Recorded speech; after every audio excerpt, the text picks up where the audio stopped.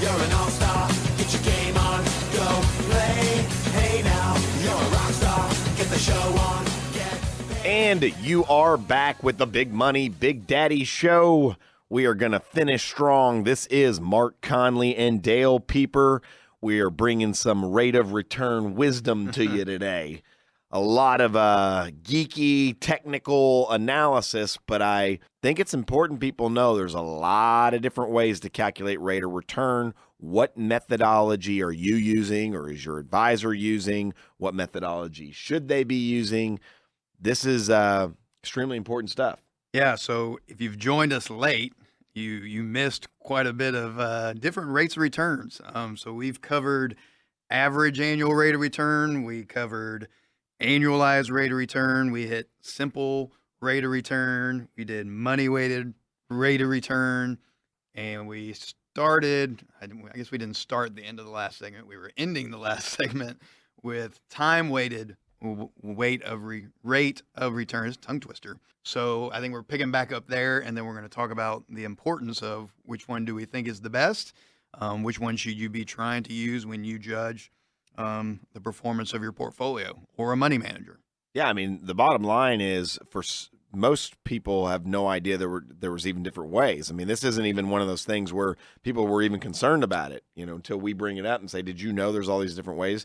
Because someone that knows how to calculate all these different ways, they can use that knowledge to give you something that's a fact, but it could be deceiving. So we don't want you to be deceived. We want you to know the truth. And we were kind of talking about how time weighted was where we finished off, and I wanted to jump into that. But the time weighted is really how to tell what the actual performance is of the money manager, which is at the end of the day what most people are really trying to evaluate. I mean, when you're looking at performance, you mean how well has the money manager performed? Because when we look at the, if we're looking at the other formulas like the money weighted formula, well, it factors in so much to do with when money came in or out, which a lot of times is just pot luck. Whenever your paycheck was and the money went into the account for your 401k, or whenever you needed to take a loan against it, you took it out. Well, factoring that in, yes, it is a real number and shows your specific rate of return, but it's not giving you an idea of what the performance is. So if I look at time weighted, what's good about it? Well, it accurately measures the performance of the portfolio based upon the underlying holdings, how that performed. That is absolutely the best measure of a portfolio manager. With that is where its value is. So let's kind of look at an example again. If you remember, we were talking in the last segment about a money-weighted example where they had a $1,000 investment, and it did well, and then they had an additional $5,000 go in, and that second year it did poorly. All right, so year one was 10%, year two was a loss of 9%. Well, the time-weighted rate of return, and you can Google the formula, I'm not going to get into all that, which actually shows that the portfolio had an overall rate of return of 0.1%, so a slight gain, okay? However, the money-weighted return was -6. Now, I get it. If that's your portfolio, you put in 1,000 and it made 10%, and then you dumped in 5,000 and it lost 9, you're going, but I'm down, which is true, money-weighted -6%. But that merely had to do with the fact that you dumped the bigger amount in for the year. Nothing at all to do with how the portfolio manager did. I mean, that's just the facts. And sometimes I've had people be like, "Well, I just care about whatever the bottom line." No, are you trying to measure if the manager did good or not? Otherwise, it's total pot luck. Right. I mean, that's just that's what we're. That's what we are trying to teach our clients. So when we go out and we evaluate the performance of any of the money managers that we have our clients with, okay, because we're not actually the money manager, we've got other money managers that are handling those accounts. Well, that's how you evaluate it. I mean, think about this. I mean, you don't control when your 401k deposits go into your 401k. Right. I mean, it's just so and I just think it's misleading. I think there's a lot of, in my opinion, a lot of different hedge funds out there and unregulated environments where they do a lot of, they just pick and they cherry pick which way they want to use depending upon which one might show the better number. And, maybe it could be that the money weighted return, because maybe it was the opposite. You put in $1,000 or you put in 5,000 that did 10%, and then you put in 1,000 and then it lost 9%. Well, that could make the money weighted look way better, but it really had nothing to do with whether that money manager did good or not. Right. So it's deceiving. Well, and we see the advertisements all the time too, whether it's for a product or a certain investment, and they just talk about, their performance has been, 15%, but I mean, was that the actual investor's performance as well? Right. Or was that just that happened whatever time period you cherry picked, did that just happen to be what it was? Yeah. And that's an interesting topic that we should hit on. And that is, there's something called GIPS, is performance standards. It's called GIPS, Global Investors Performance Standards. And it's an international organization that really came up with, these are the standards people should go by, because that way you're comparing apples to apples. Think about this. Let's say you invested $1 million, and the first 6 months you had a minus 10%. Okay, so you went from $1 million to 900,000. Well, you say, well, obviously this is no good because you were thinking short term instead of long term, like we talk about on the show many times. But let's say you took all the money out but $10,000. Then the second half of the year, it was a positive 20%. Okay, so that manager actually did good over the year. But you're going to look at you're going to look at the money weighted return and go, well, this is terrible. I lost a bunch of money. But that was because of you. That had nothing to do with the portfolio manager. I mean, let's call it what it is. Behavior is a big part of why you should work with an advisor, to have the appropriate behavior. And, look, when it comes to financial planning overall, there's the math and the science, which is very important, the logical, but there's also the emotional and the behavior.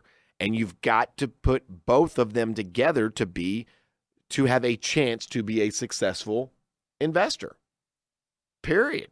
So here we're talking about some of the math and science of the calculations so that you can actually evaluate properly instead of just emotionally, well, I looked at my account and here was the value and it was down, and you didn't realize it had to do with the cash flows, not to do with the portfolio performance. So that's very important to know. And so the time-weighted returns, absolutely, in our opinion, is how you should do it. It's not just our opinion; it's GIPS. That they've come out and said that is how it should be done. And Dale, you just mentioned an interesting thing, and that is most investment firms, if you call and say, I want to see returns, well, they'll just give you the returns of whatever fund they want to pick from a certain period of time that they want to pick, right? Instead of actually showing, here's what our investors really got. And that's one of the requirements that GIPS has. I mean, their total strategy is they want there to be equal reporting. They're a nonprofit organization, and they've realized that most of the returns that people show are just simulated if you were in this portfolio from here to here, and they're not the actual client results net of all fees. We believe that you need to be able to produce this. Look, I get it. Simulated returns sometimes need to be used to explain concepts and let people see things. We do that too. It's just that's not the only thing we have. Right. There's a time for here's the real results, net of all fees. That's important. You can't have everything be, back tested. I tell everybody out there, check out GIPS, okay? GIPS. Check out their website. You can Google that, but I think GIPSstandards.org. It is? Okay, cool. Yep. All right. So I think it's important that you have an understanding of how returns are calculated. That's part of something that we would like to help you with. I also think it's important that not only are there standards that you're adhering to, but you have a third party that verifies you're actually doing it. Anybody could just say, "Oh yeah, we use GIPS. We're down with GIPS. Down with GIPS." But is there someone that is that's out there and verifying that they were? And there's some cool things on the website. I mean, there's a GIPS standards report. You can go on there and actually order. I mean, it's a pretty huge report. I don't expect y'all to go out there and actually read it. But it is a cool website just to get on there and check it out and see what GIPS is, to see what other companies and what other countries are actually using that. Yeah, it's quite a few countries. Yeah. So it's not like, the United States is the only one. I mean, interesting that when you look at the other countries, there's a lot of the other countries that believe in capitalism and whatnot. So you start to see a lot of those bigger countries start to use GIPS as their reporting standard. Yeah, I mean it's their standards. It represents the industry's best practices when it comes. You have to represent the industry's best practices when it comes to compliance. You have to have a commitment to ethical practices, and the entire firm, if you're a money management firm, they have to comply to the GIPS standards in order for them to give their stamp of approval, which is then you have a third party verify that. And they make sure that you can't cherry pick. They say you've got to take all the firm's discretionary fee paying portfolios. They all have to be included, to give these. And that way it's a fair representation. That way it's full disclosure. It's cool. Yep. It's cool. You want that in your reporting. I mean, you want, a big thing that Wealth Design Group believes in is integrity. So, I mean, if we say X, we're going to do X. We want the same thing when it comes to doing the rates of returns, for not only each individual client's account, but actually on the investment manager that we're using.